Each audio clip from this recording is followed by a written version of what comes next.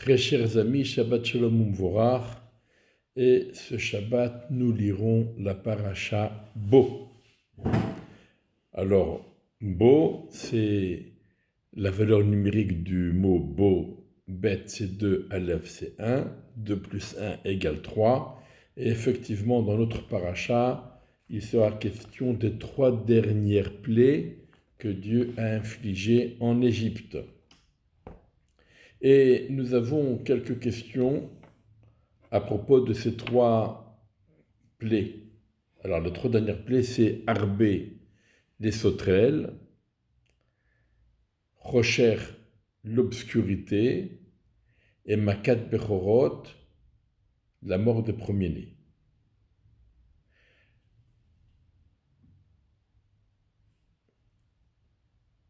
On est étonné. Alors, on va commencer par Makat Bechorot, la 10e et dernière plaie, où les premiers-nés sont tous morts. Et à propos de cette plaie, Dieu demande à Moshe de mettre en garde les bénis Israël. Ils devront acheter un agneau. Le 10 Nissan, c'est un jour de Shabbat. Le 14 Nissan, ils devaient l'égorger et badigeonner avec le sang du sacrifice le cadre de leur porte.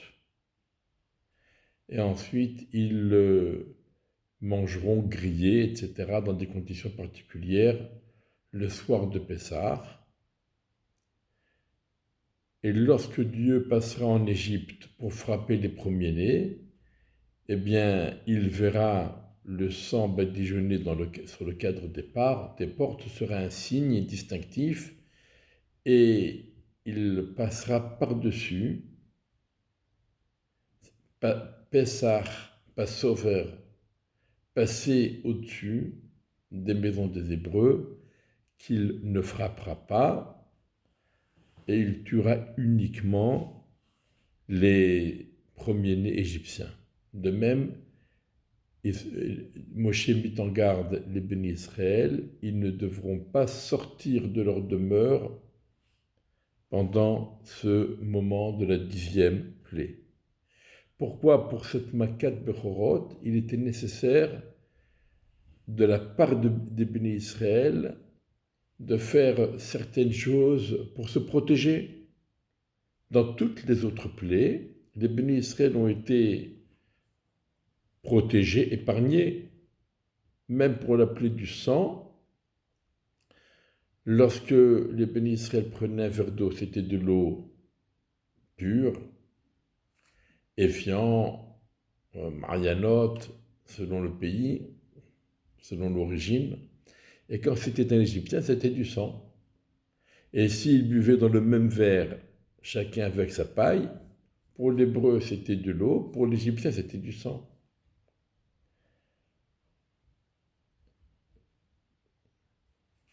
Paro a même enquêté et il a pu constater que le territoire de Goshen où étaient réunis les Hébreux était épargné. Il n'y avait pas les 10 plaies. Alors pourquoi pour Makat Bechorot, on demande au béni Israël de se prémunir, de se protéger, une protection particulière. De même, on est étonné qu'à propos de la plaie des sauterelles et de la plaie de l'obscurité, finalement, Paro a capitulé. Il est prêt à laisser partir les bénis Israël. Et puis il insiste sur des détails insignifiants. Les enfants doivent rester en Égypte. Le bétail doit rester en Égypte. Qu'est-ce qui t'arrive? C'est quoi cette folie? Pourquoi Paro insiste sur de tels détails alors qu'il a très bien compris que l'Égypte est perdue et que la vie de tous les Égyptiens est en jeu? On ne comprend pas cette réaction de Paro. Enfin, encore une autre question.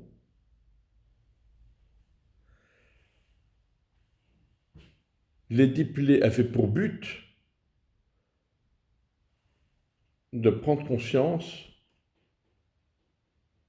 de l'existence et de la présence de Dieu. Alors, qu'est-ce qui a été révélé pendant la 10e plaie qui ne l'avait pas été encore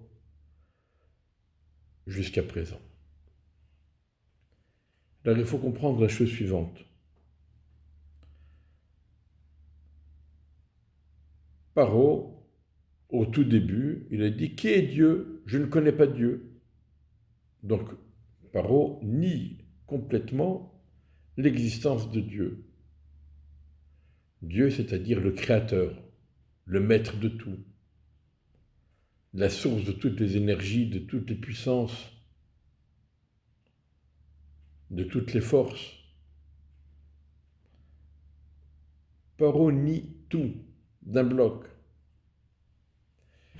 Pendant les plaies, Paro finit par comprendre que Dieu existe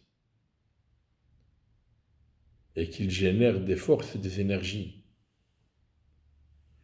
Mais Paro s'imagine que lui aussi, il a son mot à dire. Dieu est plus fort que lui, peut-être. Alors il y a des dieux qui sont forts et des dieux qui sont moins forts. Et puisque Pharaon se considère lui aussi comme un dieu, même s'il est moins fort, mais il trouve un moyen de négocier. Il faut négocier. Négocions.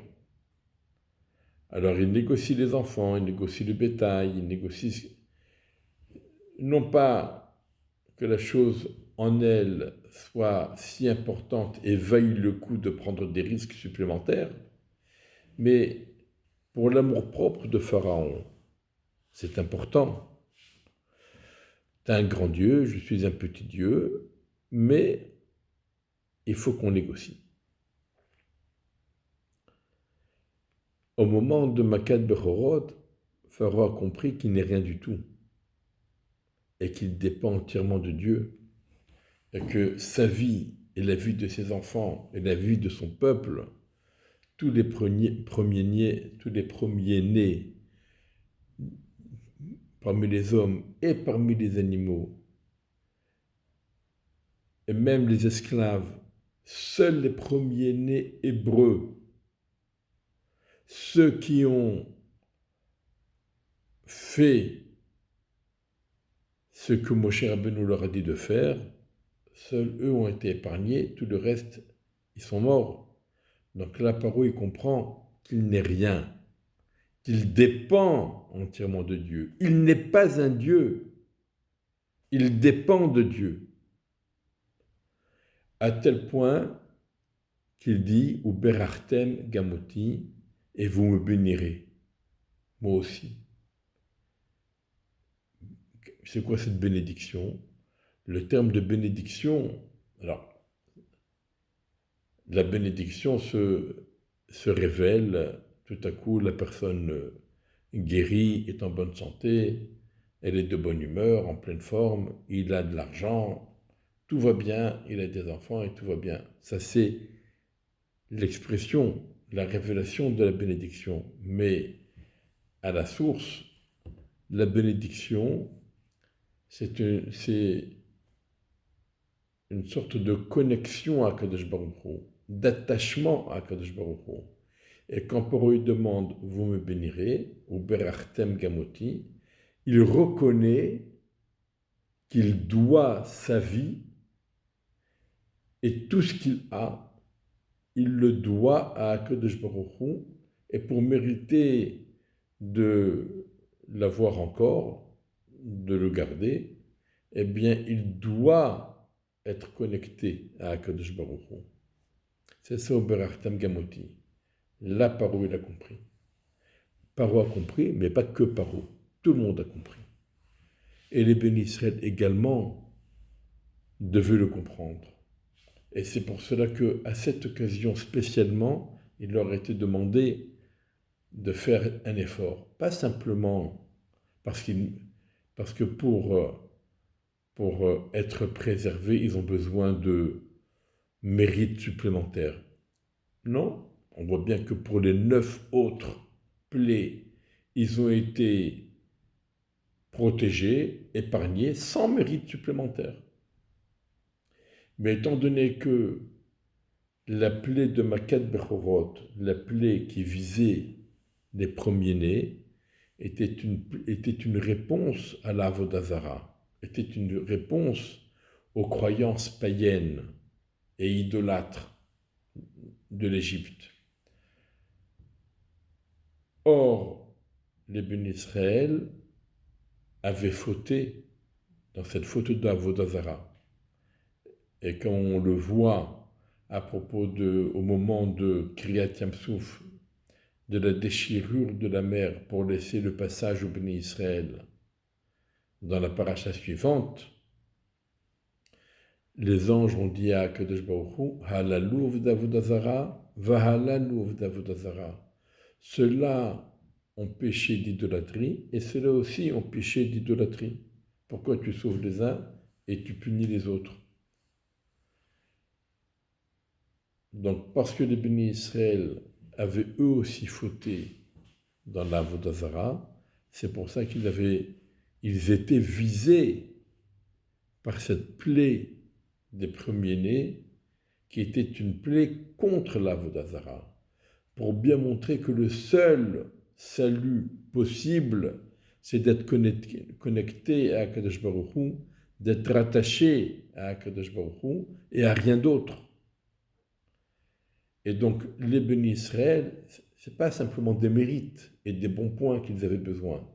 Ils avaient besoin d'une connexion, d'un rattachement avec Akadosh Baruch Hu. Les bénis Israël ont obtenu cette connexion à Akadosh Baruch Hu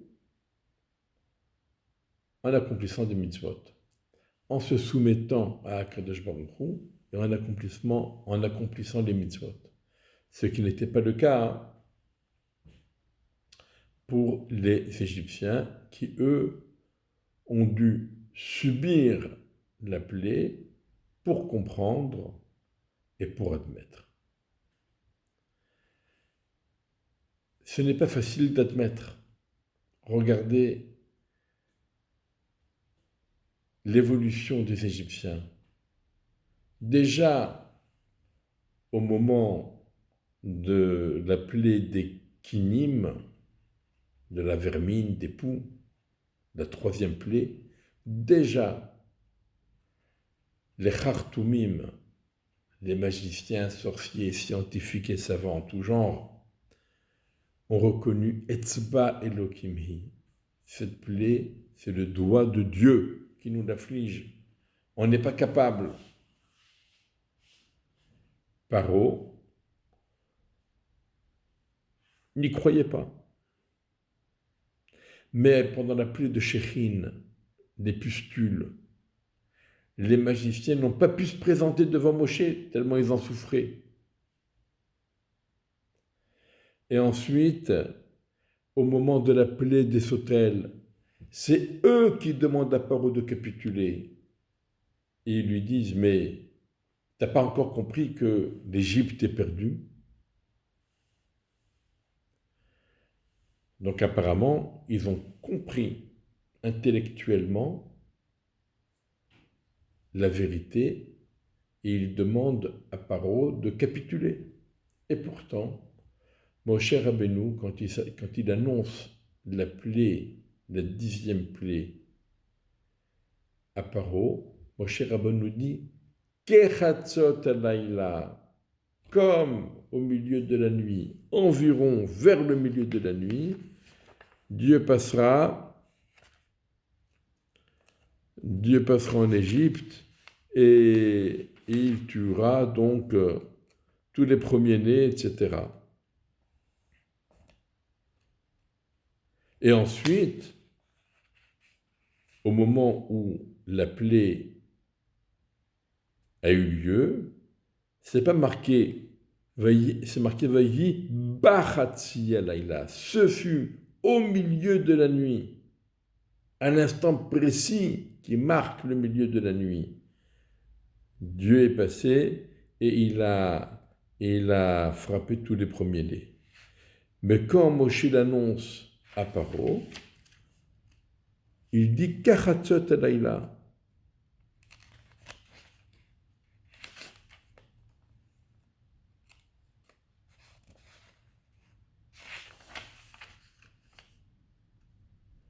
Vayomer Moshe, Moshe a dit à Paro, Kohamar Hashem, ainsi a dit Dieu, Kachatzot Alayla, vers le milieu de la nuit. Pourquoi il ne dit pas au milieu de la nuit? Pourquoi vers le milieu de la nuit? Pourquoi il laisse planer une imprécision? Rachi rapporte